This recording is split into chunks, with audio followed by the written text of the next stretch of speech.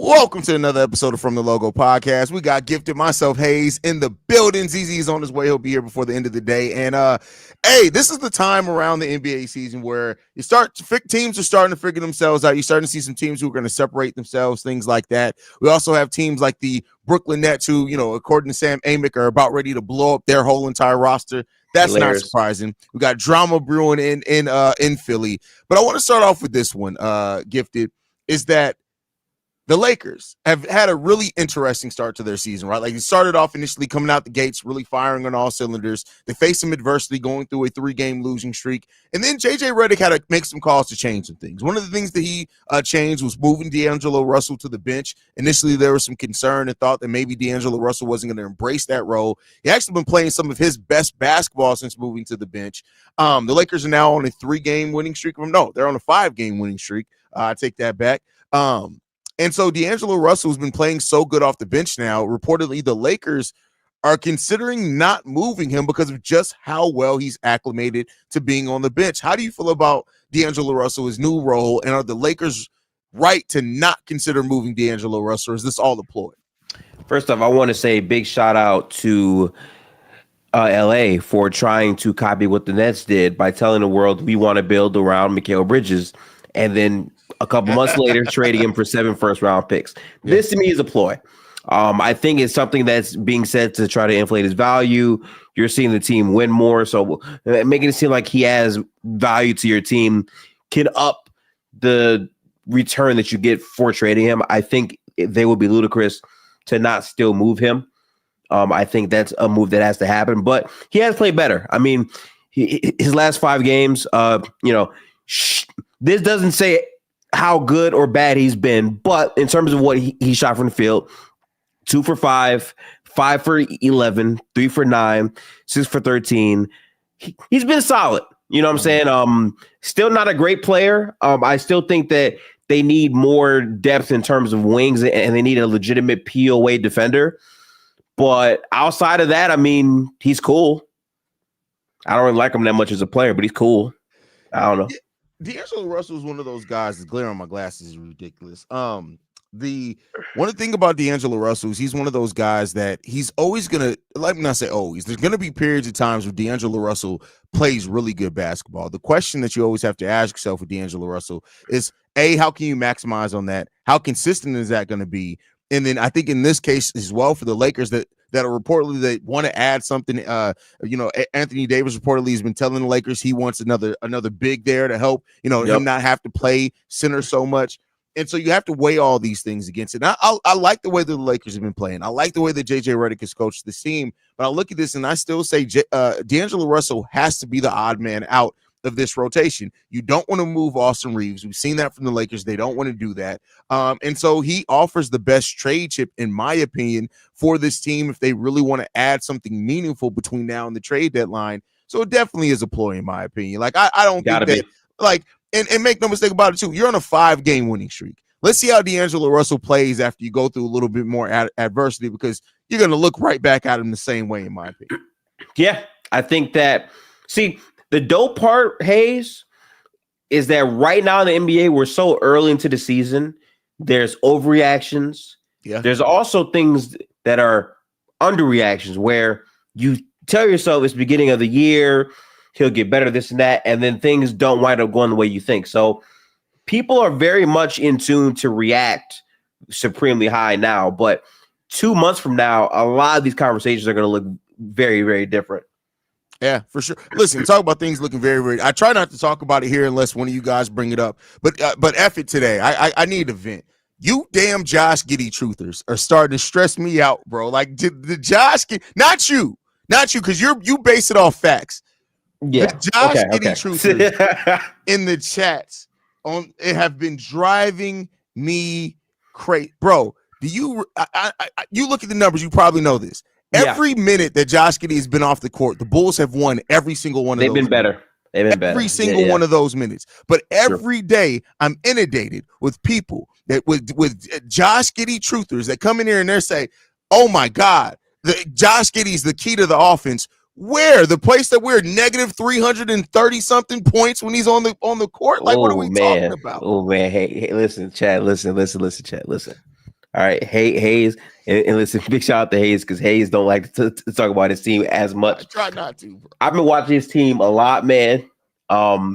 As someone that was in the, I would say I was in like the minority. I feel like Josh Giddey could improve and be good in Chicago. I still think that's very possible. It is. Absolutely right. They have been better without Josh. I still think the value he can provide is he's one of the few guards on the team that actually gets to the basket. And then like the passing, I think he's a naturally gifted passer.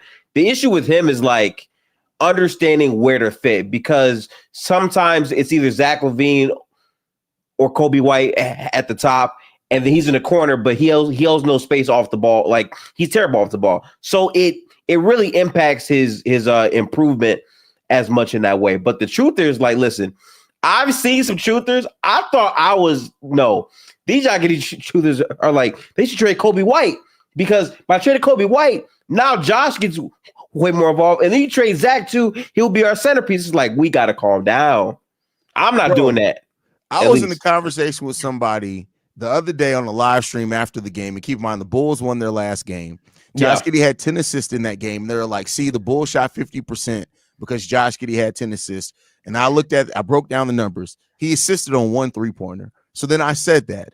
And they looked at me in my face and told me that Zach LaVine coming off a almost 30-point game affected the offense less than what Josh Giddey did. Yeah, I'm sorry. They just wouldn't watch. They just wouldn't watch. And I do got to give my flower, because I don't like this player. I don't like him. But bro's been hooping. Bulls, if you do not trade Zach LaVine or Vucevic, we're gonna have issues, because this has been the best. Listen, I have not seen Nikola Vucevic look like this since his Magic days. Yeah, he hasn't looked like great this offensively at all, bro. He's been great offensively. Yeah. Zach LaVine's having his best Zach LaVine is on pace to have his first defensive season in his career, and I'm just wild. Hey, it's crazy. Like, unless you're gonna build around them and it's gonna change the Bulls' plans, if you can't trade them for a good package, everybody got to get fired. Everybody got to get fired at this point. Their value is the highest it's been in some time, especially Zach. I think with every game, his value continues to rise. But dude, Vucevic, like, the biggest issue we have seen with him on this team is his offense died as soon as he went to Chicago, where he has these like $2 moves, but like he owes you money on the efficiency and the finishes. But this year it's like, no, I have these moves, and I'm also converting at a high clip. So to me, it's like, if you don't capitalize off of this and move him for some real, value, or just at least not have to really add so many other things just to get off his contract, to me, that would be malpractice, honestly. Yeah, absolutely. Yeah, more of the generational incompetence we've seen there as Bulls fans. So I'm sorry. I had to get that. I've been dealing with Giddey all weekend, bro. I had to get that off my chest. Bro, listen. And it's funny, Hayes, right? Because I created a spreadsheet, because you know what I'm saying? I be on my nerdy shit, right? I created a spreadsheet to track exactly how many games I watch of every team, because the one thing that I hate about any NBA conversation, people be like, oh, you didn't watch the games. You just basketball watch. How many games? So I said, okay, since you motherfuckers want to be smart, I'm about to create a spreadsheet, and the entire year when I'm watching basketball, I'm going to track the full games, not the highlights, the games where I've seen almost every possession, and we're going to see exactly how much basketball I watch. I want to show you this real quick. Is it right here? Yep. Right there. Boom. Okay, it's right there. I don't know how to show it. I can get it for you. Okay, bet. Perfect. Here we go. So this is a spreadsheet. I have all 30 teams on here. I have the total amount of games watched. So in total, I've watched 58 different games. I have a math thing which breaks it down so games do not repeat themselves, because obviously one game for the Nets and one game for the Pacers should come out to 2 games if they played against each other. Ignore this over here. This is for B-Pods because he's ass.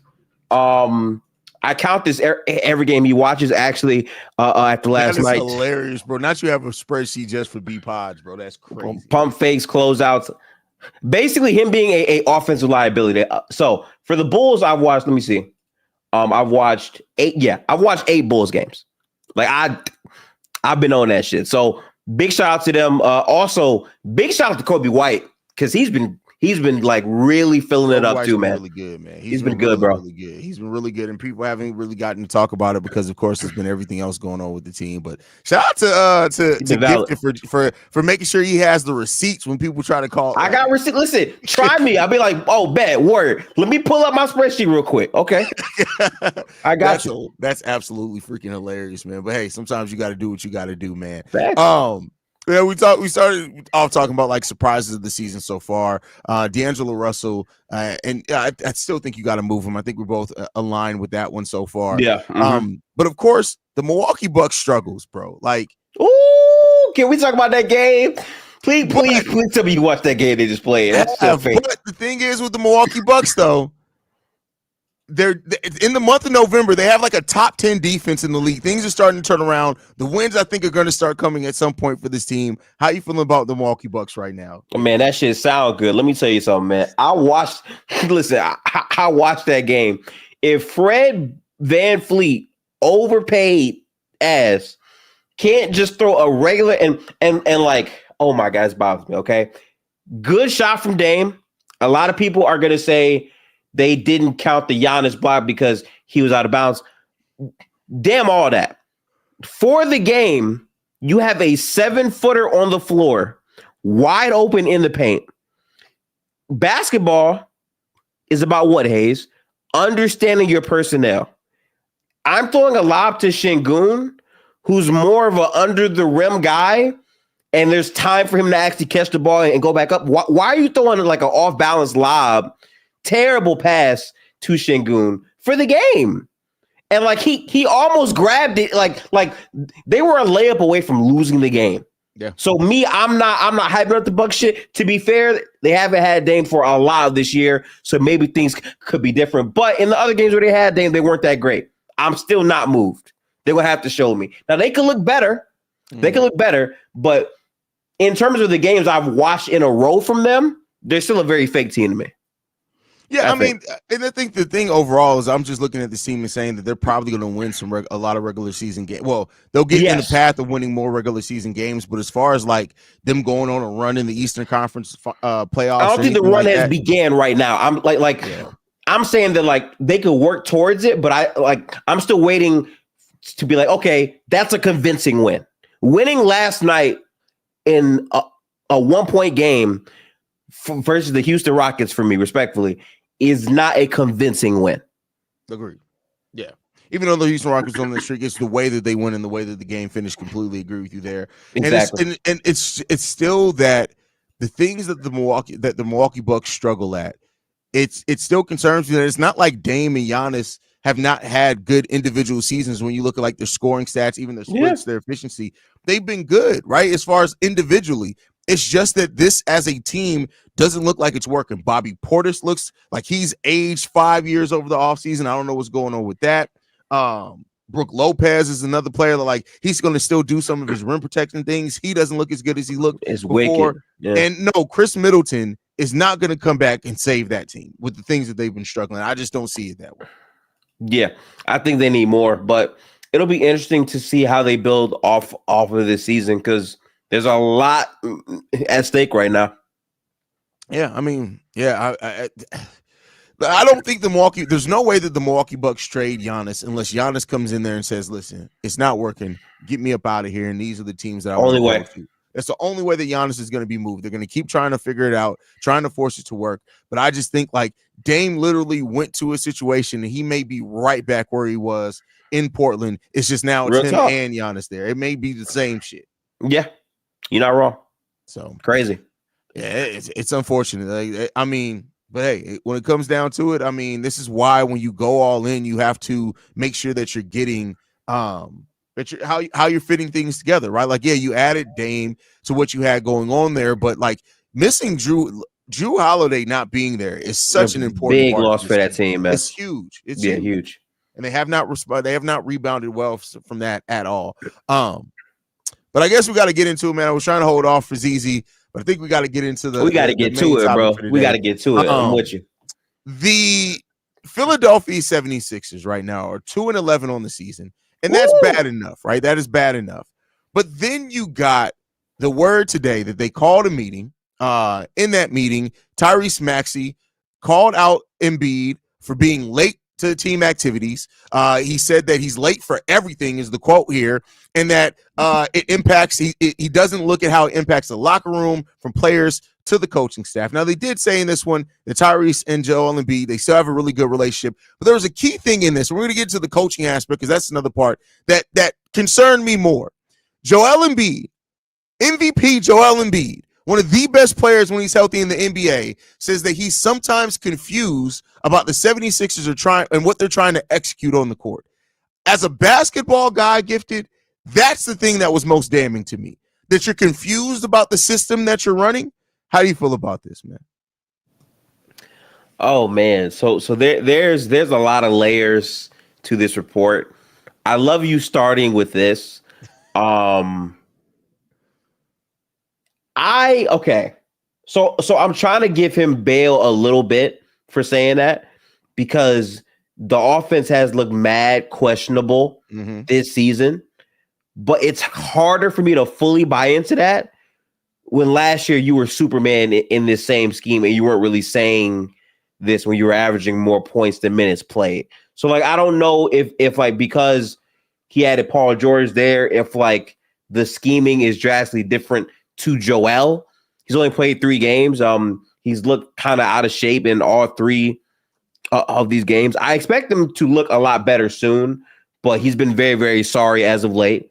So that is concerning for him to say, I don't get it. But this team has not been good all year long. So honestly, like, I'm not mad at him saying it because, yeah, like what are we doing? Also, Nick Nurse does deserve valid criticism. We're going to get into it. We're not escaping it. We're going to get into the Nick Nurse criticism. Yeah. I'm holding up on that thing because we got a lot to get to. Yeah, we got a lot happened today. Yeah. So, like, when it comes to Joel Embiid, like, I think that, of course, when you add pieces to this, as many pieces as what they've added, they really kind of revamped this roster. And, you know, you haven't had your best 3 players out there. They haven't shared the court together at all yet. And then on top of that, like, let's be clear here. Joel Embiid has been ass in the 3 games he's played so far. He hasn't been Not good just at all. bad. He's been ass in the games that he's played so far. So there's I think a rhythm thing where this team isn't quite clicking on all cylinders. They're not clicking at all, much less all cylinders. They just haven't caught their stride yet. The pieces that they brought in, Drummond, basically doing what you asked him to do. Paul George still finding his way after injury. And I'm sure that they didn't expect that, you know, 14 games or whatever into the season that they'd already, like, they'd have games missed of Joel Embiid, Paul George, and Tyrese Maxey. All their 3 most important pieces have all missed so much time already. That is really limiting this team. But I said we're going to get into the Nick Nurse aspect of it, and let's get into it. Because also said in this that the players told Nick Nurse that they want to be coached harder, and the coaches responded saying that they want the players to practice with purpose and attention to detail. It seems like there's a lot of finger pointing going around right now. And I tell you what, I'm not somebody who usually I wanted to come in this and ask, when you look at players, injuries, Nick Nurse, and also Darrell Morey, and like the Venn diagram of where the blame needs to go. But honestly, everybody deserves their part of the blame. Yeah, man. I have been watching these games. I think I watched like 4. I actually check real quick how many. Yeah, 4. So I watched 4 full games outside of the highlights and whatnot, right? And the rotations are so suspect, man. Why is Downton playing more minutes than Ricky Council?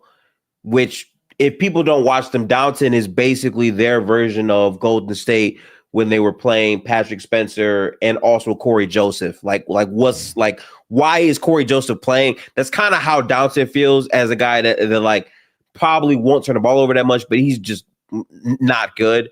Their process in terms of what they want to get to, they don't look like a team that consistently knows what it is outside of Tyrese Maxey take over. Like, it hasn't been good offense coaching at all. The defense has been blah, but it's hard for me to have a real opinion of this team when they have not been healthy. I will say this, though. Like, it's fair to point the blame at the coaching staff, but let's be real. This team was built around Tyrese Maxey, Paul George, and Joel Embiid. And Paul George been playing like Tobias Harris. Straight up. I'm being real. He's averaging listen, right now, I think Paul George is averaging 16 and 5. I don't even know the splits. I know the splits aren't good. I know they're not. I've seen bad turnovers. I've seen a lot of things with Paul George in these games. For like, part of the reason why they traded for him, why they outright paid him, which, by the way, crazy overpay with Paul George, but whatever, is that he was supposed to be a player that if Embiid was out or if Maxey was out, I can turn my game up and help us win games. So far, been far from that shit. Far. Like, he's been abysmal so far. Yeah, when you look at Paul George on-off numbers, so right now they have a negative 3-point differential with Paul George on the court. They average 8 points less per 100 possessions. He's in the bottom 10th of the league as far as turnover percentage. Everybody's bad right now. Everybody's bad right now, yeah. So you hope that they're going to be able to turn it around, but and we got some positive news that we'll end on this here in a second when it comes to the 76ers. But overall, let me ask you this, Gifted. Somebody who's watched enough of the 76ers season, do you think that that they still have enough time to turn it around, or even though we're like less than a fourth way into the season, is it already going to be where this may just be a doom season for the Philadelphia 76ers? Yeah, so I said this early on, right? There was a stat, and I looked it up to make sure that I had this properly correct here, right? Since 1970, 150 teams have started 1-6 or worse. Only 12 of those teams have made the playoffs, 5 of which did so with a losing record. So that is the official thing right there, right? So if you're looking at that stat, obviously the Sixers and the Bucks are teams that we know to be well under 1-6, at least percentage wise, right? Like they're in that trend because at one point they were both tied at that same record. Well, now the Sixers are 2-11, right? The only team in recent memory that made the playoffs after that bad start would be the Lakers, right? The difference is they had an identity with defense after the trade deadline, and they figured out their entire situation. Also, they traded like 5 or 6 players, right? So their entire team basically changed. So they were not the same team at the end of the season. This Sixers team can do the same thing in the sense of Paul George being there with Tyrese Maxey, with their star rookie who's looking like the rookie of the year right now in Jerry McCain, who's actually been far better than Paul George. All of those things, yes, they can. But if you look at their schedule, Hayes, they got to do it before January starts. Yeah. Like, it has to be within these next 12 games because not only are they playing more comp, but the amount of back-to-backs in January are going to eliminate a lot of games for Joel Embiid in that month. It has to start now.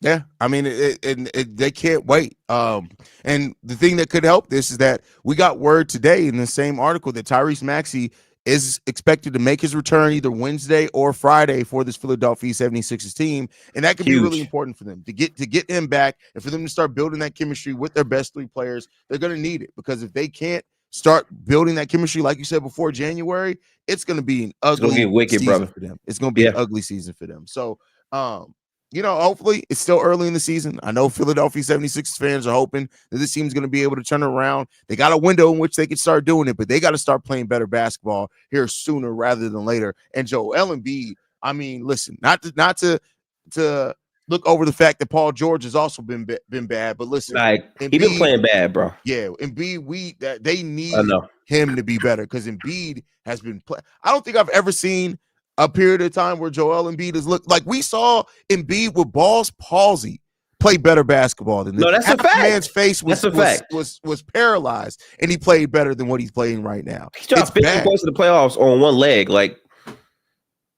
tough. So like I hear all that.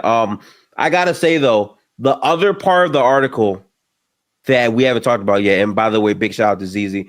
We are officially on the Joel Embiid conversations. I can't wait to hear your thoughts about it. You made it at the perfect time.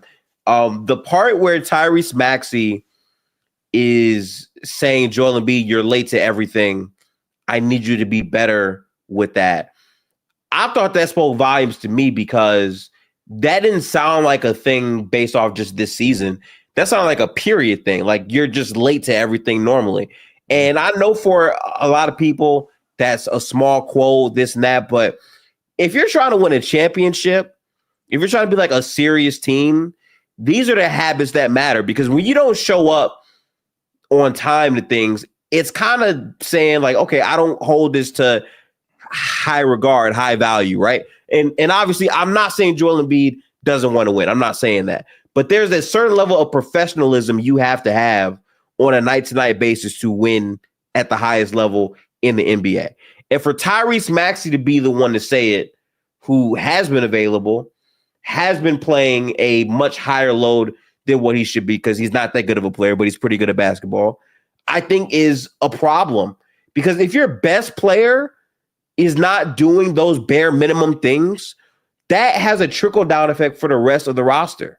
If I'm Caleb Martin, who turned down a contract from the Miami Heat to join this team because I thought we had a chance at winning, and then we're ass, and I'm barely playing consistent, why should I care if Joel Embiid doesn't care? So I do think that matters, and I think this reeks of a larger issue with the front office and the word accountability. Because for years and years and years, since really the Jimmy Butler team, this team has never had a sense of accountability, and it starts with the front office to me, but Joel Embiid absolutely needs to be held accountable in a lot of different ways. So Tyrese saying that was huge, but even the fact that this leaked and we know this information is crazy. A lot. It says a lot. It says a lot. That this came out in the way in which it did. It says a lot. But go ahead, ZZ. How you feeling about the 76ers news, man? Man, shit. Now, look, I'm going to be real with y'all.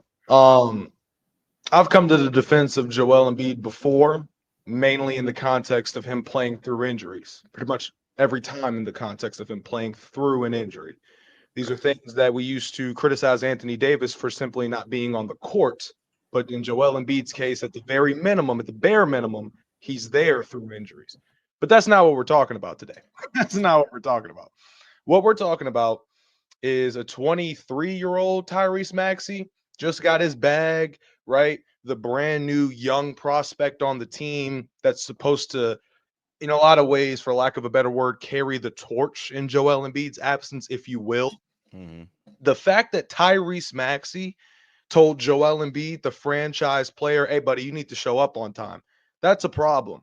And it's not one of those things where it's like everybody's blowing it out of proportion. No, they are 2-11. 2-11. And it's not just that. I'm going to read some stats off to you. The Philadelphia 76ers are 30th in points per game. 30th. Crazy. If y'all didn't know, if y'all are new to this shit, there are 30 teams in the league. They're 30th. That's a problem. Moving forward, in effective field goal percentage, they're 30th. In shooting percentage, they're 30th. 2-point percentage, they're 26th. 3-point percentage, they're 29th. And when we start looking into little things, like I don't know about y'all, but for some reason this season I started to break into first quarter, second quarter, third quarter in terms of overall production from a team. The Philadelphia 76ers are the 27th ranked first quarter point scoring team, 28th in the second, 30th in the third, and 27th in the fourth. All those stats I'm reading off to you is mainly offense, right? Mainly offense. And when you look at the Philadelphia 76ers going into this year, Kelly Oubre, Eric Gordon, Tyrese Maxey, Paul George, Joel Embiid, those names I just named are offensive options. Jared McCain, offensive options for them, and it isn't working. And when you look at the issues that Philadelphia has for the majority of this season, some people would like to say it's just health concerns. They got to get everybody there. That's only the half of it to me, because in the games in which Joel Embiid has played, bro looks tired as hell in 3 quarters. That's a problem. Now, of course, Tyrese Maxey being in and out of the lineup is obviously a thing in and of itself. But for me, when I look at this team fully, and I look at them right now, and I look at the rest of the season that we got to play out, I don't know what the hell is going to happen with the Philadelphia 76ers, because it looks like from an offensive standpoint, they got problems. From a defensive standpoint, they got problems. From a leadership perspective, they have problems. So the organization is just becoming more and more of a joke as the weeks go by. And then everybody in the chat talking about Ben Simmons. Yeah, you remember when Ben Simmons wasn't showing up to training camp or showing up and not really talking to anybody or even showing up at all? You look at Ben Simmons, he was the scapegoat. Jimmy Butler, when his time was up in Philadelphia, they chose Tobias Harris over him. And when you think back to the James Harden debacle, good Lord, Harden spent less time in Brooklyn than he did in Philadelphia. He went to Philadelphia for greener pastures, damn near. What did he get in return? More and more dysfunction, more and more dysfunction, to the point where he wanted out after not even 3 years there, 2.5 years at that. So for me, when I look at Philadelphia, especially in the last 5 seasons, it has just been shit after shit after shit after shit. And you sit there as if I'm not even a fan of Philly. I'm not a fan of Philly, but I'm a fan of Joel Embiid when he's healthy and when he's showing us regular season greatness. I can't even get behind the thought of that because when I look at this team, all I see is dysfunction. You got Daryl Morey not giving niggas money and all that. And James Harden goes to China, his biggest ops, and airs his shit out in front of everybody. Like from top to bottom, from player personnel to it looks like team personnel, they have issues. Not even the great Nick Nurse can save this offense because it looks atrocious. So for me, with Tyrese Maxey telling Joel Embiid what he told him, and it being leaked to the public after they're already 2-11, how much worse could this possibly get? Like genuinely, how much worse could this possibly get? That's what I'm left wondering. Shit is crazy.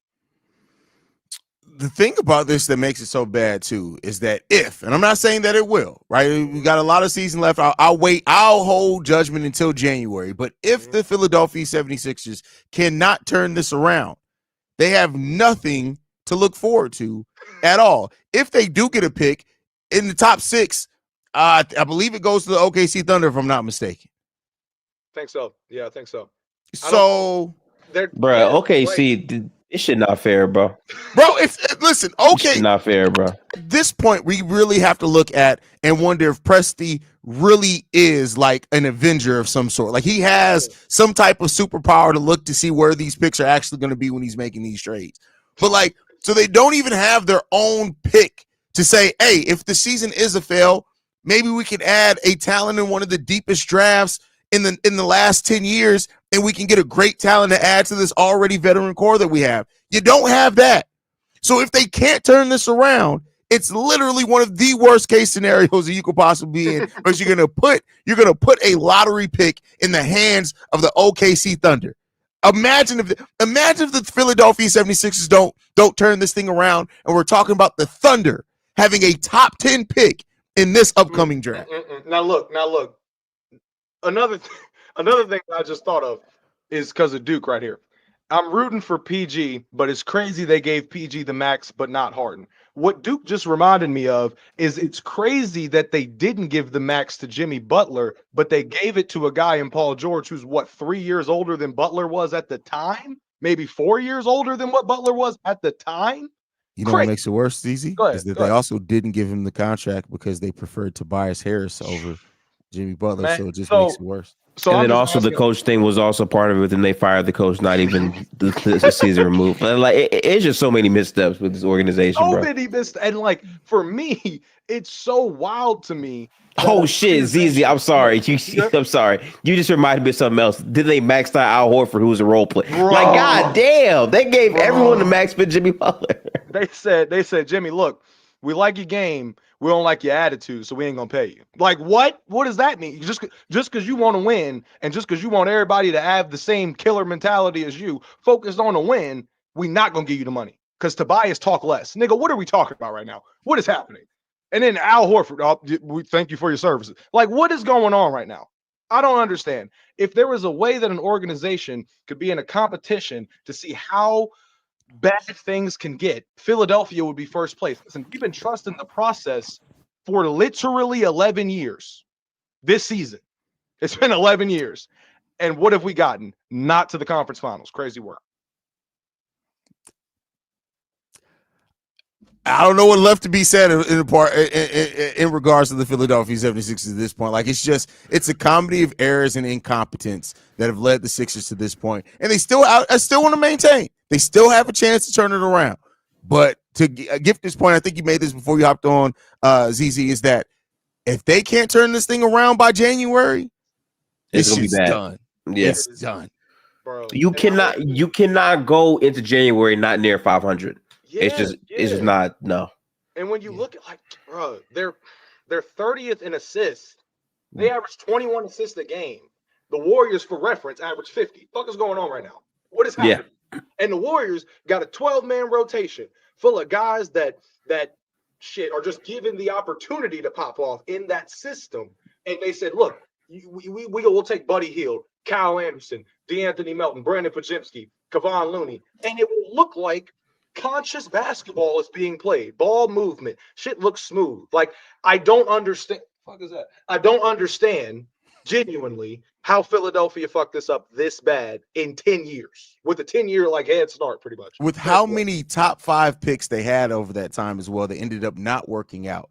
Like, it's just this, like, the Philadelphia 76ers are the team that I always go to. And it's like, this is why outwardly tanking just doesn't work. Like, yeah, they got Joel Embiid out of it, but they had everything else failed. That Joel Embiid is the one thing that in the trust the process era that ended up working. I guess you could say Maxey as well if we're counting him as like part of one of the picks in the trust the process era, but that's it. They have no conference finals to go for. You got Embiid, who is a great generational talent, but look at how many players you had to go through to get there. Like, and a couple of those decisions going a different way changes it. Like, you overvalued Markelle Fultz, who then didn't even last 2 years on your team. I think the Markelle one is tough because he was so nice in college. He was. So like, it's so weird too, because like he was really nice in college. Then of course he gets to Philadelphia and nigga don't know how to work his jump shot. Crazy. Bro, he literally got into how to shoot. I think he got into like a motorcycle accident, and then like after that he forgot his entire shot form. And then you got Ben Simmons, who was like the definition of just no improvement at all as a player in every way, shape, or form.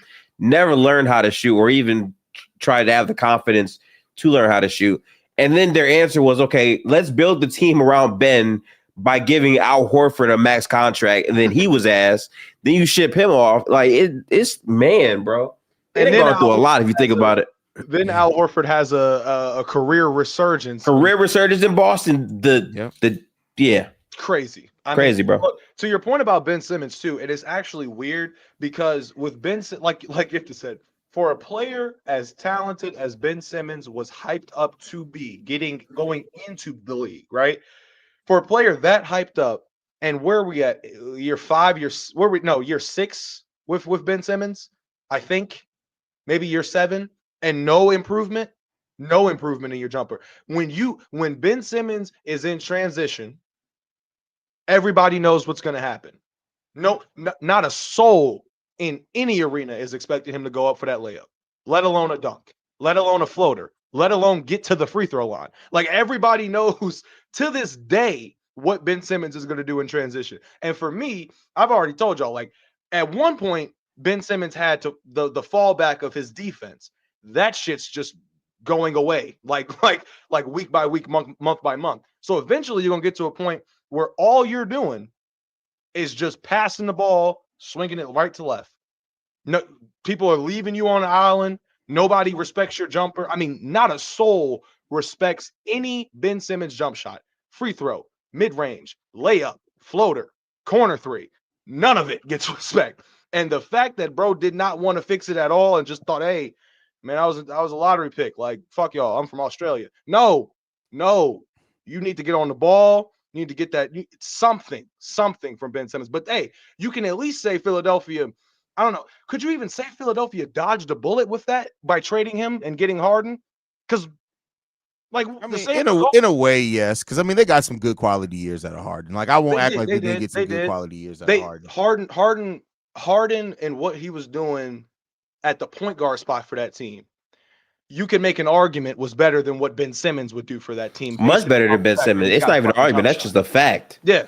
He was ass. Just and mainly Gifted. even with James Harden's career on a decline, right, when he got to Philadelphia, the fact that he could at least rely on a respectable jump shot to, like, he may not have took a lot of them in closeout games in the playoffs, but the fact that he could take some and get that level of respect, fear, or whatever out of opponents, like, that works. That worked for them in some little way. You wouldn't get that with Ben Simmons. Crazy. Yeah. So, like, they need their players to play better. Paul George, gotta stop playing like a bum. Has Paul George had 20 points in a game yet? Has Paul George had 20 points in a game yet? I swear to God. Yeah. He had it once?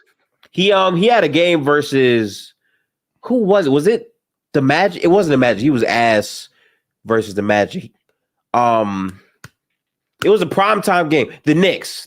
He went crazy versus them. Sure. Outside of that game, it's been quiet for him. It's been quiet. I done bet on Paul George 3 times. 3 times, y'all. You want to know what for? 18 plus points in a game. 18 plus. That's for, if I bet 18 plus on your ass, that means that there's been rumors about your game. So it's questionable. It's suspect. So I'm looking at it thinking, okay, at the bare minimum, nigga, give me 20. Me betting 18 plus points on you is the equivalent of like what I would do with Jaylen Brown in the regular season last year. Just because if Tatum go off, that he got to at least have 20. For Paul George, though, one of those games I bet on him, he was the only star player that was playing in that game and didn't finish with 18 plus points. Had 17, if I'm not mistaken. So I'm sitting there saying, how much money did you get again? How many years did they lock you in for? And you can't even, at the bare minimum, without Joel Embiid, more shot attempts, higher volume, right? Higher usage rate, all of that's going to go up. And nigga, you are just redundant. Like it is just terrible. I don't get it. And I'm rooting for Paul George. I've always loved Paul George, but I mean, I would hate to see you go get that bag and not live up to that bag. That's what I would hate to see. Yeah. All right, what y'all want to get into next? Y'all want to? I got something that I got to go off on a little bit. Y'all want to do that? I want to hear you go off. I want to hear you go off. Go right ahead. So it came out today that the NBA is looking into the promotion of Rick Brunson with the New York Knicks in regards to, of course, him being the father of Jalen Brunson. And while that is not bad in of itself, I want to be clear here. Like, I hate that the NBA does these things where they turn blind eye to things, then all of a sudden they want to wake up and make it a big deal. You're all of a sudden now trying. Is Rick Brunson's job a result of nepotism? Yeah, probably. But did we not just get done celebrating nepotism when it came to Bronny James and LeBron James having their moment on ESPN? Right? Did the league just not get done celebrating nepotism with a player that got a guaranteed contract as a second-round pick when the Warriors wanted to actually draft him to develop him, and the Lakers was like, well, not the Lakers. The Clutch Sports was like, don't y'all do that. Did we investigate that? Did we investigate the fact that the Thanasis Antetokounmpo has gotten almost $20 million over the course of his NBA career, and that's a fraction. I mean, that's more than like 10 times than what Rick Brunson's going to make over his contract with the New York Knicks. Did we investigate that, the NBA? Did we do that, NBA? No. The fact that the NBA picks and chooses what they want to go after, like, hey, is tampering part of the NBA? Every year we know a team that tampered, but it gets turned a blind eye on. But yet every offseason you want to pick one, or every 2 or 3 years you want to pick one team to go after with tampering. The NBA is a fucking joke. And this is why we laugh at some of the things the NBA does. If the NBA wanted to make a hard stance against nepotism in franchises, I'm all for that. You know what? I'm a Bulls fan. You know who is the head coach of the Bulls G League team? Billy Donovan III. You know why that is? It's because his father, Billy Donovan, is the head coach of the Chicago Bulls. Do you want to get that nepotism out of there? Do you want to do that? Are you investigating the Lakers for getting a second-round pick that is trash? He's ass. He's a 12-pack of ass. No. He got to swap jerseys with his dad live on TV because you guys wanted the fucking moment. The NBA is a fucking joke when it comes to shit like that, bro. No, you damn right. You damn right, Hayes. Look, everything Hayes just said was right on point. The NBA, when it comes to the NBA being hypocritical, that shit never fails. If there is one thing that looks like something and they call it out, and then we as the fans sit back and we're like, oh, okay, well, I guess they called it out. And then 2 months later, we see the same shit just with 2 different parties involved. And we sitting here wondering what the hell's going on. That's the problem. Everything that Hayes just said, right on point. Now, here's my thing. When it comes to the NBA and them actually actively standing on business. It seems like it's a rarity for them to stand on business consistently. I remember somebody saying about the whole Jonte Porter situation. Well, how come he get banned for life? And we turn on First Take and we see ESPN betting promo codes and shit every commercial. And I was like, I mean, yeah, that's on one hand, but on the other hand, you can't bet on yourself as a player, especially if you're betting the under. So it's a two-way street. This situation with Rick Brunson, like, it's, to me, it's almost like they hate the Brunsons. I don't understand. Look, when Jalen Brunson was going to New York, it was a big stir, big controversy because of the parties that play, Rick Brunson being there. He gets there, turns the city up. Now you mean to tell me that the New York Knicks trending in an upwards direction can't keep that direction going because of some nepotism? What the hell is going on right now? Meanwhile, Bronny James going 2 for 10 in the G League, and it is what it is. Bro, I'm not gonna lie.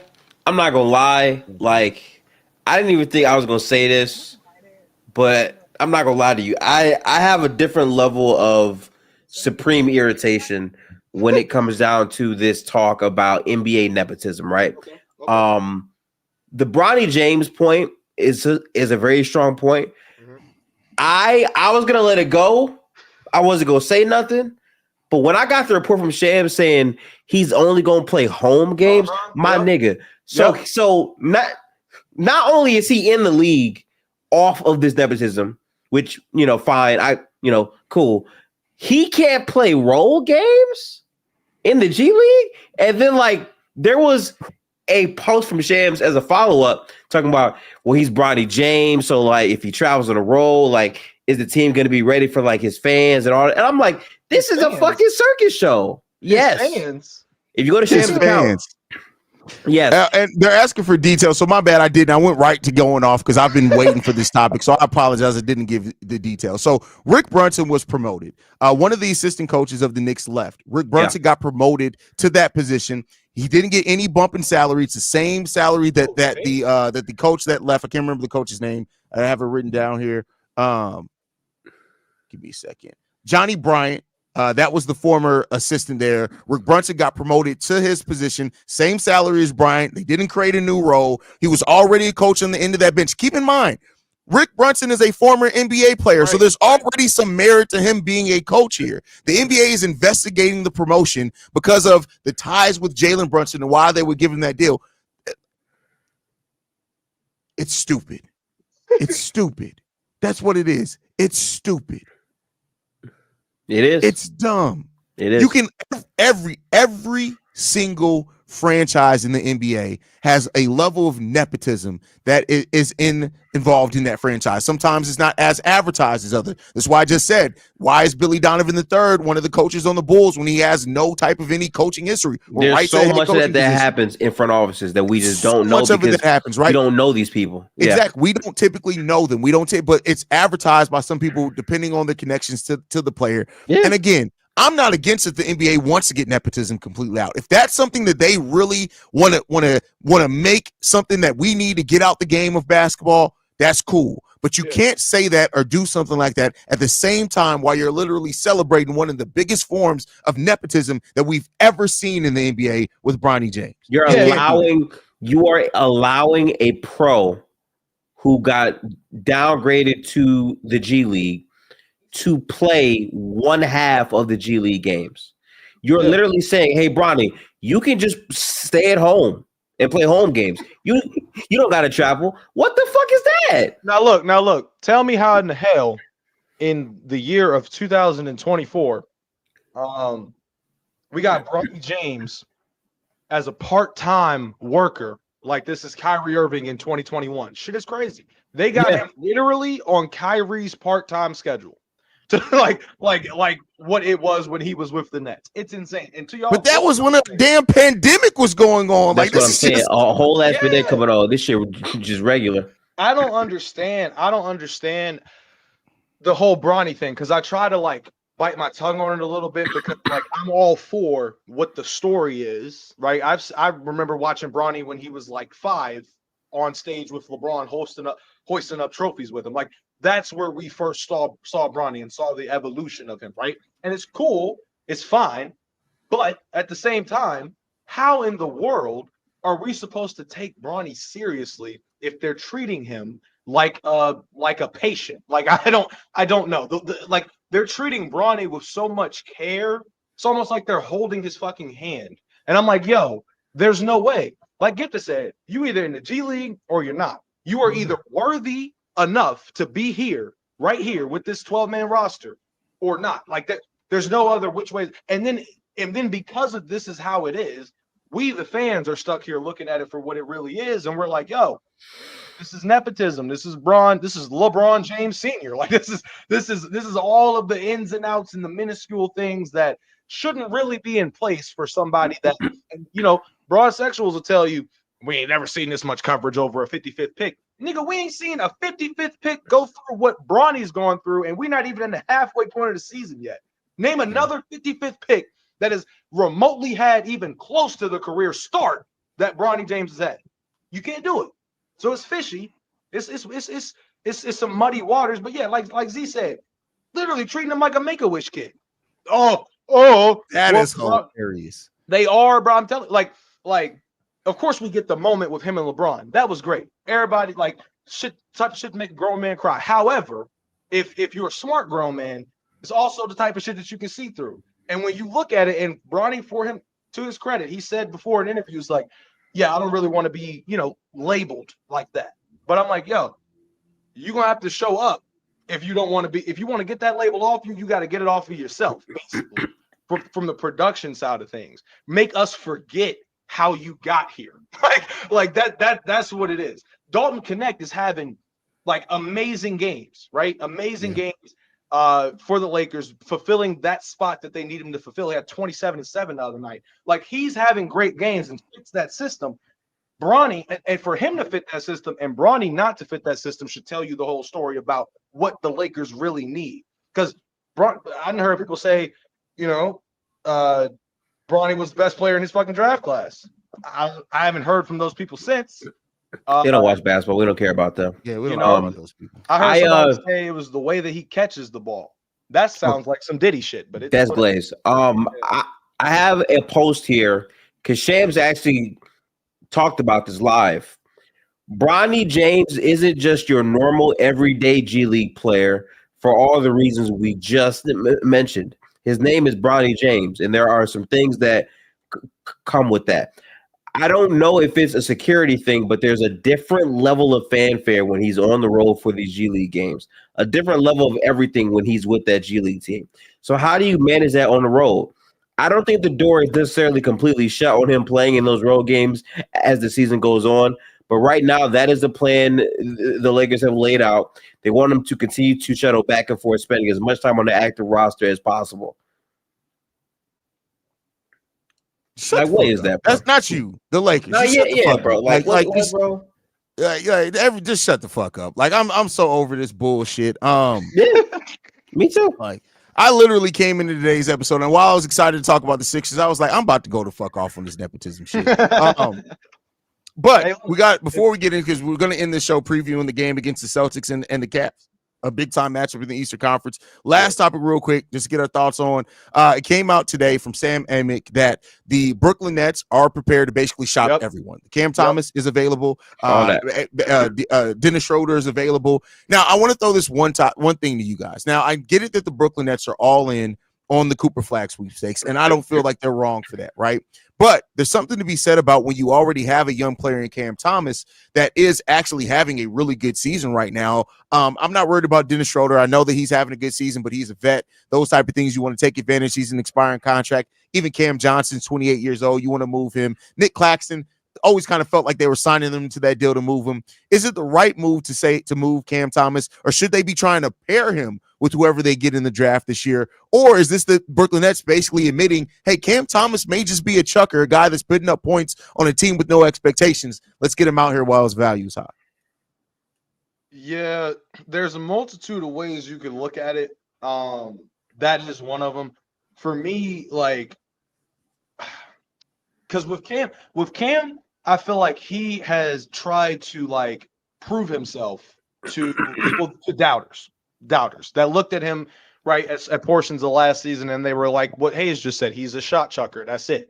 But when you really analyze his game, especially in the context of what the Nets have around him, a lot of the times he's their main option. So to Hayes' point, if you're the Nets, you're looking at it and you're saying, how can we best structure this organization moving forward to potentially get Cooper Flag, right? And if you're trying to enter the Cooper Flag sweepstakes, y'all better shape up quick and become the last year's Detroit Pistons or something, because winning these close games and you out here damn near outdueling the Bucks is not the recipe. Is not the recipe you need if you try to get in them sweepstakes. So for me, I think that they're definitely probably going to shop him. The more in my head, I look at it as, and I'm not a front office member, but the more that you can get back for the assets that you have to better the team in the future, like that should be the goal. So if Cam Thomas is in that pecking order of things that they need to move in order to receive better things for the team overall, then that's something that they're going to have to do. Now, of course, we'll see what Cam Thomas becomes on another team. I don't know. That is an interesting question too, Hayes, about what Cam Thomas would look like on another team. What Cam Thomas would look like as a second option, being paired up with a number one option, something like that. And then that would lead me to ask y'all this question of where is the ideal fit for a Cam Thomas like player for any team, for any system? What do y'all think? Because Brooklyn's weird to me. I got the best team for Cam Thomas. All right. You will not hear a better team for Cam Thomas. What's the team that has a superstar creator, has a very suspect bench, and is in need of a shot creator? You thinking the Hawks?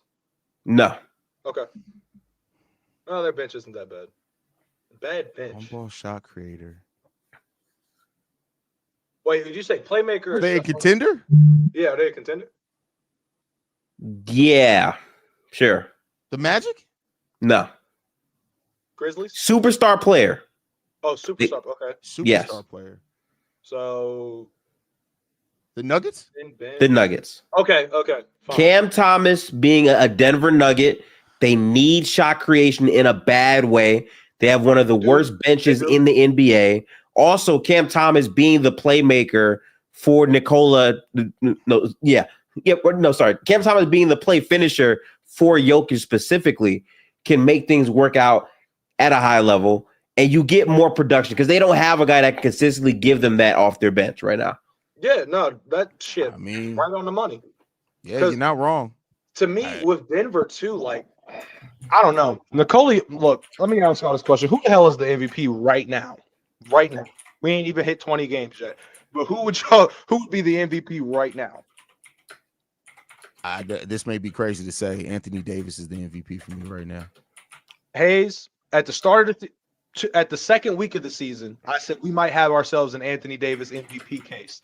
But that was until I saw Nikola Jokic's advanced stats, the plus minus with him on and off the court, and watching Denver Nuggets basketball, bro.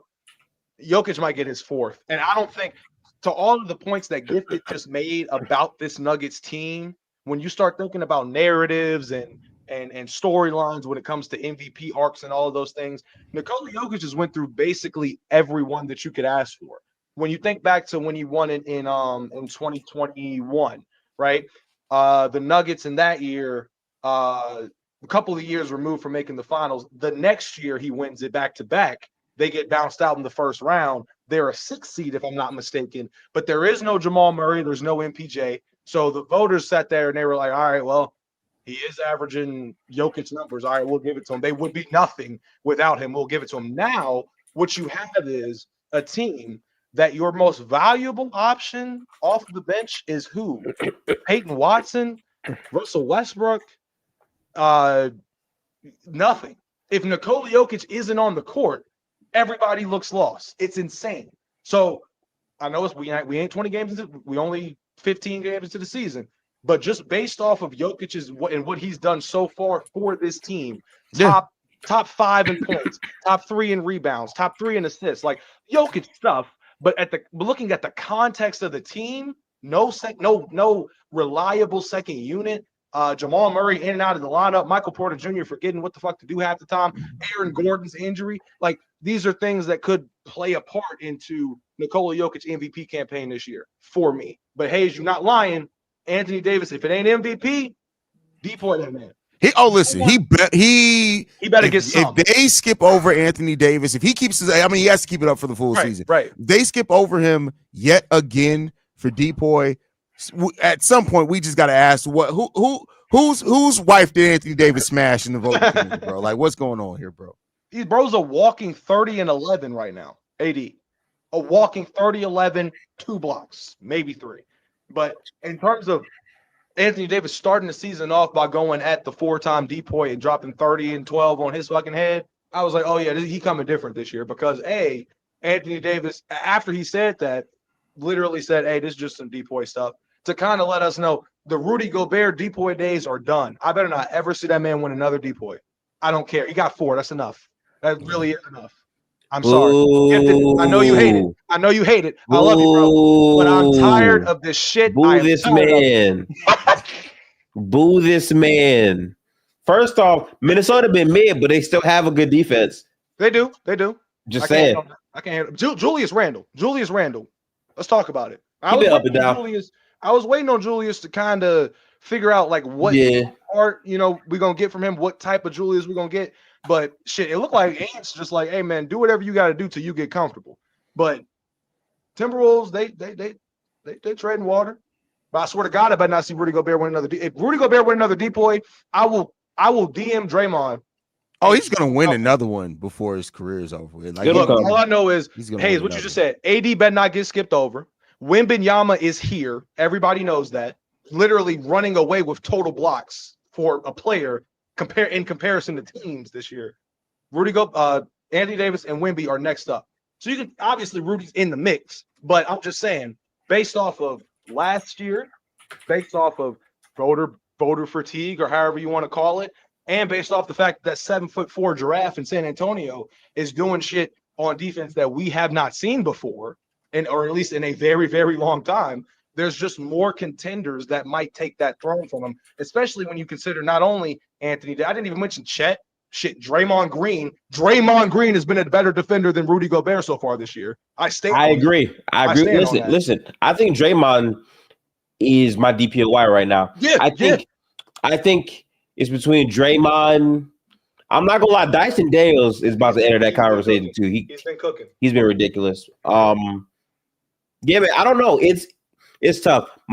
My MVP though, all things considered, will have to be Jokic so far, just because of like how dominant. Like he's been by far and away the best player this season over every other player. I think what would hurt him right now is the 3 games he's missed if the season had to end now. But outside of that, I mean, dude has just been a dominant force. And again, when he's not on the floor, they are awful, terrible. And gifted. Like I don't even. That's been something that we've said about players like LeBron, players like Steph, right? Like, shit, the Suns without Kevin Durant this year. With Kevin Durant, they were 7-1. Without him, they've just fallen off a cliff. But at the same time, when you are that good of a player, we can throw you into the conversation to a point where you are a difference maker with your presence alone, like just to make everything run smoother. That's been the only person I can really apply that to this season has been Nikola Jokic. Because shit, Giannis be dropping 40 and they lose by 5. Giannis done dropped 40, Dame done dropped 29, and they lost by 7. Like they got shit outside of their main 2 guys they got to deal with. But Jokic, I mean, the engine of the offense. We ain't gonna talk about the defense, but the engine of keeping them in games. We'll throw that in there. Like that is all Jokic. The stats have been there, the rebounds, the assists, the efficiency. All of that. So far, it would be Jokic. I would like to see somebody kind of knock him off that pedestal. And honestly, the only players that have been virtually consistent, like Jokic, Anthony Davis. It's Anthony Davis and Jason Tatum. That's it. That's all I only got. them 3. Yeah. That's it. So far this season. And obviously subject to change. Luka's been in a slump, right? Steph the Bucks won more games. You could say Giannis, but they're too bad. I can't. Giannis has been virtually consistent. Yeah. Wemby's on pace right now to have over 400 blocks this season. Good Lord. What? That's what I was just calculating. He's on pace right now. Wemby's on pace right now. If he keeps up the pace and stays healthy, to have 402 blocks this season. What's the highest in the season? The highest this season is by Mark Eaton. Hey, 456 blocks. Damn, And he might break that. he could. He very could. well could. He could break that this season. That Keep is in mind, wild, last year he had 254. And he That's was on crazy. minutes restriction. Yeah. So anyway, let's get out of here with this, man. Last topic of the day. The game actually has started already, but Cleveland Cavaliers versus the Boston Celtics today. Big time matchup. This is a big game. Who you guys predicting to win in this game? I got Cleveland, man. I like history. I love how they have been playing basketball. Garland's looked very good. Mm-hmm. I would say Donovan Mitchell has still been a good player as well. I think Kenny Atkinson has had this team on a string. I wanted to see them win as much as possible, but I think the Cavs got it tonight. We'll see, though, of course. They are plus like 200 on DraftKings, just the FYI, which I think is an insult. That's great value. I think that's an insult. Yeah, I don't. Here's the thing, Hayes, because there's not a small part of me. There's like 50% of me that would love to see them lose, would love it. But that's only because they blew out the Warriors the other week. That's literally it. Beat the shot of us. Watching the team, though, like watching them this season, number one in pace, number one in points per game. Defense is a stout. Darius Garland is stepping up, which is making the team look more dangerous. Like I said before, if you have a backcourt in which two guys can create their own shot and influence the offense to go on runs or whatever, that's a recipe for success. When you have that with the best defensive front court in the East, and everything looks great. Everything just looks phenomenal. So for me, I got the Cavs tonight. Having said all of that, because honestly, I just think that they're at a point right now where you see that, like I saw the comment section, they were like, now all of a sudden everybody riding with Boston. And I saw somebody else respond, look, I hate Boston. I just want the Cavs to lose. So I think the Cavs are looking at it like they're not being respected as 15-0. And that's different. When you can go on a little run, they're calling them the glorified Atlanta Hawks and all this shit. Like, you're probably going to look at that if you're Darius Garland, Donovan Mitchell, and the crew and say, all right, we got something to prove. Not to mention being plus 200 underdogs. I mean, everybody's picking the Celtics. So for me, I'm like, I think the Cavs got something to prove. It's almost as if everybody's picking the Celtics like they're going to blow them out by 30 or something. And I'm like, nah, bro, like this team has the offense, has the defense, has the bench depth to an extent. Ty Jerome's having great career moments so far this season, getting more minutes than he was last year. Kenny Atkinson is going to win Coach of the Year. Like the Cleveland Cavaliers are in a point right now where it's like they just got to prove it. Did somebody say no Allen? No Jared Allen? No, he playing right now. Okay. All right. I was about to get nervous. But yeah, I got the Cavs. A weird stat. So Dean Wade's out of this game over the last couple of years. Not D Wade. Damn. Well, it's a funny stat. When Dean Wade's out, they're 4-19. God, damn. They're like it's a considerable thing. It's like you know, there's always that one, like let me say always, but sometimes there's that player that the stats, whatever, it doesn't really always indicate and match up with like the impact that they have. Right. And I'm not saying necessarily that way, but it is just something to watch out for. That the Cavs are a much worse team when Dean Wade somehow does not play, which is weird enough. Dean Wade is the Draymond of this team. Who knew? Like, what the fuck? 4-19, bro. If the Cavs can win this game, I think they're going to 20-0. If you look at their schedule after this Boston Celtics game, the next 4 games are very, very winnable for this Cleveland Cavaliers team. If they can make it past Boston today, look at 20 wins in a row for them. Now, if they get to 24, shit. Gifted, how you gonna feel, bro? Good. I don't give a damn. Like, here's my thing. The Warriors are the one team that has gone the farthest with that streak, even though, they got the farthest to open up a season with 24-0. I remember the 27 straight win Miami Heat, and genuinely everybody was like, yeah, they're unfair. Like, think about the context of all that. You would have to have the right schedule. You got to have the right strength of schedule. You got to have all hands on deck in order to pull off what they've done so far. 15 straight wins, like for people that are calling them the Hawks, I'm like, dude, like give credit where it's due. 15 straight is not easy to do. Like I heard a very funny term, right? What's that? My boy who watches, right? He said this Cavs team is the 2017 Warriors version of the 2015 Hawks. That's hilarious. Like super souped up, like the most OD version. And like that makes sense. Like this is a team that has 4 all-star caliber players, sure, but you still question how good they really can be. But they've been balling, man. Yeah. I want them to win. Right now, Boston is really applying pressure right now, though. So we're going to have to see how they bounce back and respond. But I'm excited for the game for sure. Yeah, it's going to be a fun game. Probably one of the best games so far this early part of the season to look out for. Is this a preview of the Eastern Conference Finals? Too early to say for me. It should be. It should be, but it is early. But here's my thing, Hayes. Like, if you start off the year 15-0, the expectation is at least the conference finals. At least. Oh, for sure. Not the finals. But at very minimum, you got to make it out of the second round. But like the thing is, Philadelphia hasn't done this shit yet. But go ahead. The one thing against this being a preview of the Eastern Conference Finals, I'll just throw it to this, is that every year for the past 5 years, one of the teams to make it in the Eastern Conference Finals has been a complete surprise. Yep. We get the Hawks, the Pacers, the Miami Heat in that crazy run that they went into. That's fact. So while, yes, right now it's fair to say that, but like I personally think that Orlando Magic could be that surprise team. Orlando's a good ass team to bring up, man. Like that's a good name job right there. Team. So on paper right now this is a preview of that, but we've seen it. The Eastern Conference Finals can get very interesting once the playoffs start. Now here's what I'll say to that, Hayes. I would love for the Magic to be in the conference finals. I really would, especially after going the distance with this Cavs team in the first round when everybody thought it'd be over with in 5, except Gifted. But when I look at that, I look at this Cavs team, and I actually just had this conversation the other day.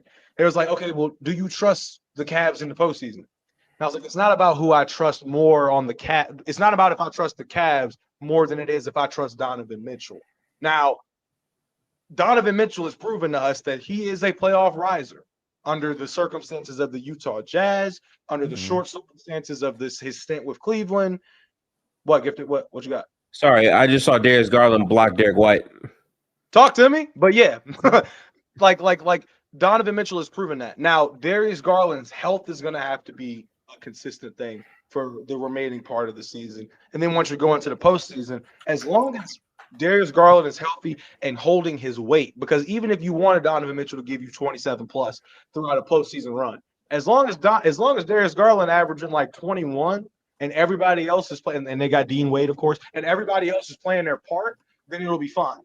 I think that can contribute to a run to the Eastern Conference Finals. But last year, you could slightly give them a pass because of Darius Garland battling through injury. The year before that, Jared Allen saying the lights were too bright.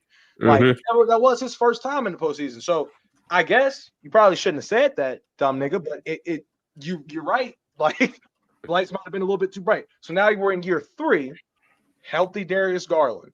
D. Mitch has been a part, and obviously, hopefully, he stays healthy throughout the postseason. He went out in the second round. But all of the other intangibles, as long as health is on their side, I could see him running straight through. Honestly, the Heat, they're just living off of Jimmy Butler and whatever's left in the tank for him. The Knicks are going to hope that Karl Anthony Towns can preserve that same energy that he had for a good stretch in the postseason last year. And then, Philadelphia, don't even get me started. So Orlando, it's probably the best team outside of the Cavs that you could throw that money on, Hayes. So I'm with you on that. But should I play it safe and just say Celtics conference finals against either the Cavs or the Magic? That's how I'll play it right now. That's fair. We'll see. Yep. Any last thoughts, fellas, before we get up out of here, man? Hey, man, great hoops. I am excited for how the season has gone. I will be watching every Philadelphia game again. Hayes, you saw my spreadsheet. I will have the numbers to back this up. Yes, sir. Oh, yeah, Zizi, you missed it. Gifted has a spreadsheet to track how many games he watches of each team. And it's the best receipt pulling I've ever been prepared. Like I can see right now some crazy fan in the comments like, you couldn't have watched any games, and Gifted just sitting there like, I have the receipts. You want to bet? You want to bet? If you ask me how many games did I watch? Gotcha, motherfucker. I got a whole list right here. I can tell you right now. So for sure. Next time you go on the panel, bring the list. I will do that. I will 100% do that. That is hilarious, man. That is hilarious, bro. Because we love them. Sometimes maybe it's something that Players' Choice needs to put into place, because I'm telling y'all, there are some people swiping. You can pull the receipts of the list of how many you need to pull the receipts on. This is true. Saying Swiper is hilarious. Like, what team? I love Swiper. I love Swiper. Me and Swiper host Locked On NBA together now, so it's all love on Swiper. But I just gotta mess with him a little bit, bro. That's hilarious, bro. Swiper and Penn, they be going back and forth. That shit is must see TV now on the. Oh, bro, it's absolutely, bro. Penn be coming out of the left with some shit too. Sometimes it'd be like, that's why that, Why? Bro. Penn be crashing out, bro. Talking about some. Yeah, well, if you watch more Raptors games, you would agree that Chris Bosh is closer to Nick Claxton than Anthony Davis. I'm like, all right. Damn. I didn't know Penn was that much of a Raptors fan, so I give him respect. I respect to any Raptors fan. I ain't respecting that shit, except for one. But I give respect to most Raptors fans, those who haven't made racially insensitive jokes. But outside of that, for me, next time I'm on the panel will be next week, next Thursday and Friday, I believe. Hopefully, Gifted, you can make it on one of those shows, and if you do, I will text you and remind you to bring a spreadsheet. And in that case, and in that sense, me and you are going to be toe to toe battling out against Swiper and Chill. That's what we'll do. We'll battle up against Swiper and Chill. That'll be fun. Chill, bro. Let me tell y'all this. This is my information. Gifted and Hayes, y'all don't know this yet, or y'all will when the video drops. But Players' Choice, people in the chats. When we went to Indiana, we filmed this. We had this one day where we filmed all this incredible one-on-one debates, and it was who was it? It was Dell. It was Dell and Ox. They had a back and forth for the ages. I think it was about Kevin Durant. Swiper and Chill also had a back and forth for the ages, and it wasn't even scheduled. They went through their one-on-one, and then after after the cameras cut, quote unquote, we were in the back and we ran out there and was like, yo, somebody get Swiper to just attack Jason Tatum, just unprovoked. And so by the time that we sent that message out, to the time we got to the location of where they were filming, I kid you not, Swiper was standing up. I mean, face red, veins popping out of his head, Chill sitting down, obviously, and they are just going at each other. I mean, yelling. They still got mics on. They couldn't even get the mics off of them. All about Jason Tatum. And I hope to God when Chill gets to going, bro, it's so funny when Chill gets to going, bro. Like, bro. It's so funny. Must see Chill get going and pulls out the randomest reference. He'd be like, in 1967, it was like, Chill, bro. None of us were alive then, bro. What are you? The absence of evidence is not the evidence of absence. I had after I finished my debate with Mars that day, I remember me and Chill was outside the door watching the next debate, and I literally was like, "Hey, did I miss anything, Chill?" And he was like, "Well, ZZ, you did forget to mention that during the NCAA championship, Anthony Davis was playing like ass, and then at halftime told his players and all this shit. And he told me some shit that honestly I should have already knew and didn't mention in my 1v1. But the fact that this nigga just knew, I was like, bro, anybody could just come to you and say, I mean, when I tell y'all Chilltown, if we could be sitting down eating, we could be sitting in the truck going somewhere. Chilltown will be the first to bring up NBA. No matter, Hayes, it could be the most random thing. Like, he could be like, man, like, Y'all remember how good Ron Baker was? And I'm like, nigga, what are you talking about? Bro, chill literally be like, oh, I see you eating potatoes. Did you know Michael Jordan ate potatoes after every win? He be locked in for real, in the 96 season? It's like, what love you, Chill. Love you, Chill Town. But nonetheless, man, we thank you guys for tuning in to another episode of From the Logo, man. We are here every Tuesday and Thursday. I will not be here this upcoming Thursday, unfortunately, just due to some family stuff. I think I already told you guys that, so it's not a surprise there. But make sure you guys stay in tune with us, man. 6 p.m. Eastern every Tuesday and Thursday, man. These guys are gonna hold it down for you this upcoming Thursday. Y'all be safe out there. Holidays is coming up. Y'all be safe. But that's it, man. We out of here. Love you guys. Peace. Peace, y'all. Peace out, people. Have a good one. Like the video, or Draymond will find you and choke you in your